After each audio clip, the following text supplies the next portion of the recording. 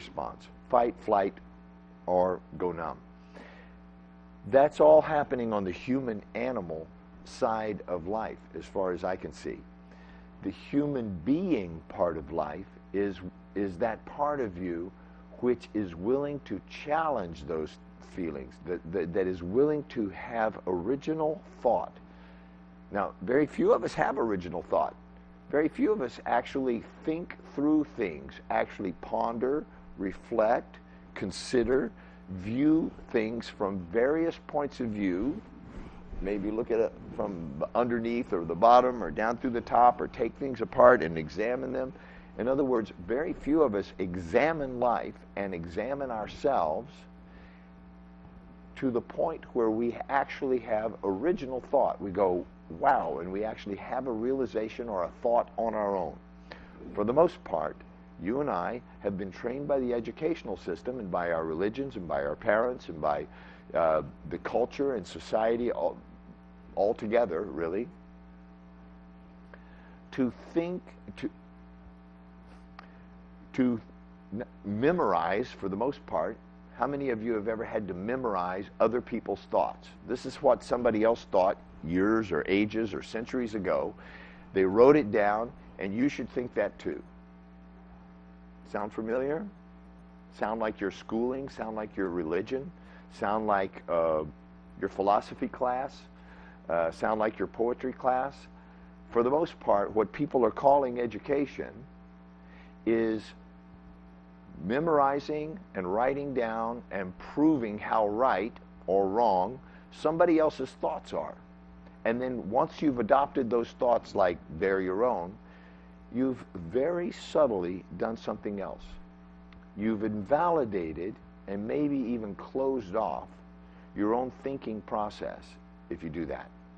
If you educate yourself in the manner that I'm speaking, then you will have closed off your own thinking process in order to try to get your mind around or think about what somebody else is thinking. Some of you are even doing that with what I teach you, and everything that I'm teaching you is always going to be designed to encourage you to not believe what I say or anybody else, but to actually have your own original thoughts. Take these thoughts, take these ideas that I propose, try them on for yourself. If they fit, well, then use them and adopt them and make them your own. Yes, do that.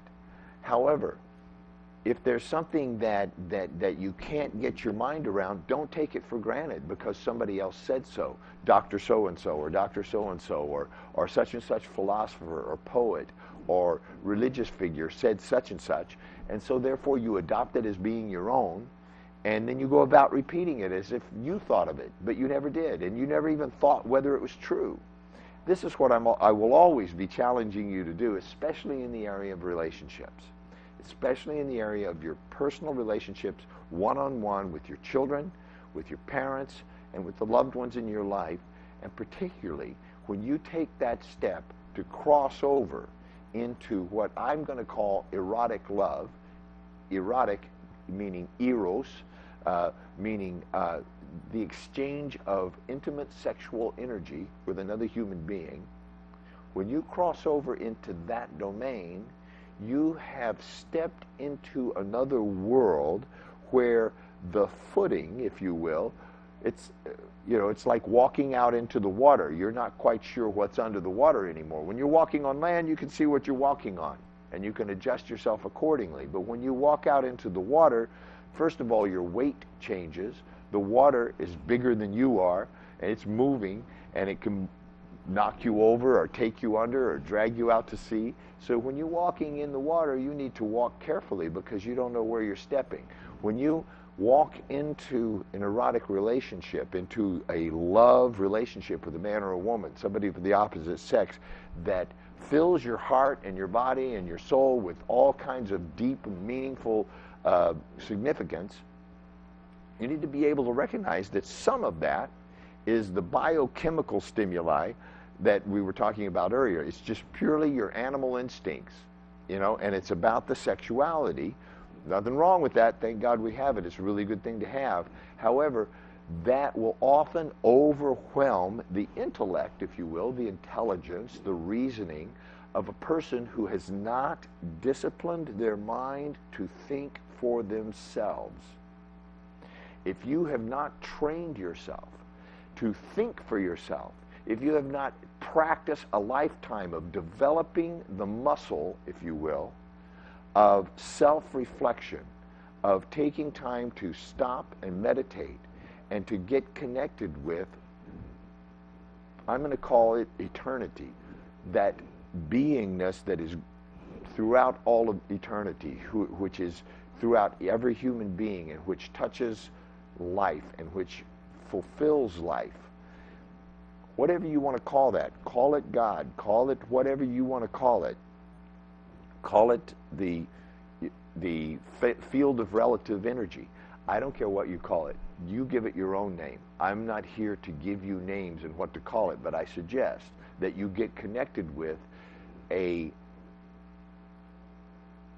intelligence that permeates all things. And I give myself permission to talk about that, not from a religious point of view whatsoever, because I am not a religious person, but I am a human being that is in touch with that. And it is what gives me the courage and the strength and the wisdom, if you will, to be able to speak with thousands of human beings and give everything I got to get my own ego and identity out of the way, so that the voice of something larger than myself can come through. If I can do that, you can do that. And if that is there for even one human being, then it must be available to everyone. And so I propose that, there have been many human beings throughout the history of man who have been in touch with something higher, that we, for the sake of conversation, can call God or eternity, and that you have that available to you every bit as much as any human being ever has. The greatest human beings that you can think of, you have that available to you too. And basically, they've all been saying that. Now, there's a few, and I would run from these people, and everything that they say, there's a few who have said that they're the only one. They're the only one, they're the one, and anybody else is not that. Those people are false prophets, and you should definitely move away from any teaching that they have, because those people who may have been touched by something divine in their life were not able to get their ego out of the way. They were not able to get their individual identity out of the way, and so it became all about them.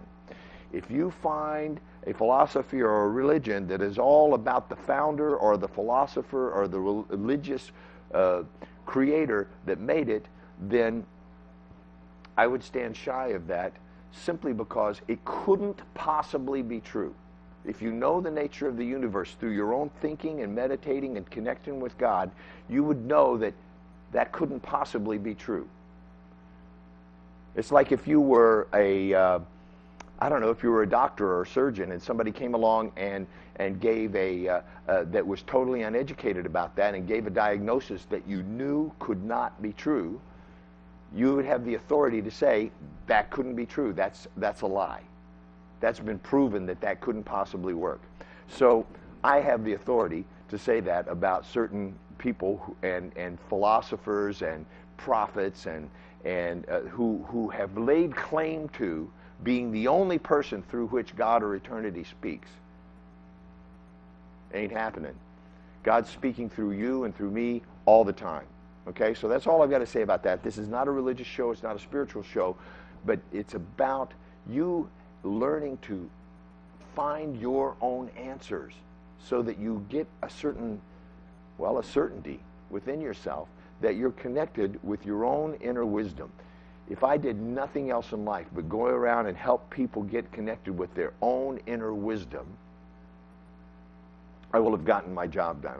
I would feel like I've fulfilled my purpose in life. My purpose in life is to help you find your purpose in life so that you have your own inner wisdom, your own inner voice that you can listen to and that you can trust. And then you bring that to your relationships. You bring that to your children. You bring that to the future generations. You bring that to your loved one in the bed at night. You bring that to your work in the day. And you, wherever you go and whatever you do, you bring your wisdom, you bring your heart, you bring your love. Now we're talking about love. Now we're having love talk, and we're leaving a legacy of love for future generations. Can you imagine if you had grown up in such an environment? What would your life look like today? Begin to imagine. What would your life look like if really your parents and the people that you went to school with and the people that you studied from and everybody that you met on the street were bringing their highest and best, personal best, thinking and feeling and love to the moment, and wanted nothing more than your highest good? How would you like to be surrounded by people who wanted only your best, only the best for you? They wanted the best for you. You know, some people, some of you are like that. They're called your mother, your grandmother, your aunts, your uncles. They do want the best for you, but they want what they think is the best, not what you think is the best sometimes. So sometimes that could be a problem. But I'm talking about they only wanted for the best for you, and they trusted that you knew what was best for you because they had taught you to think for yourself. Nobody that I know has grown up in such an environment.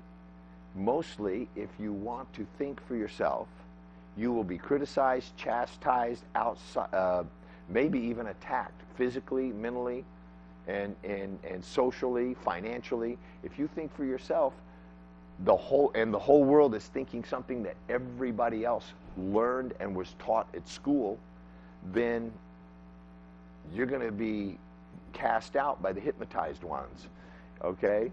The ones who are in a trance of belief and never questioning.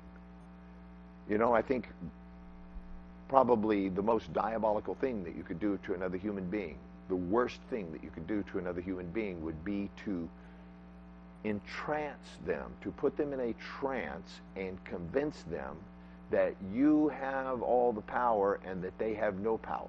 If you could convince somebody else that they have no power and that you have the power, I think that that would be the height of evil. That would be the height of darkness.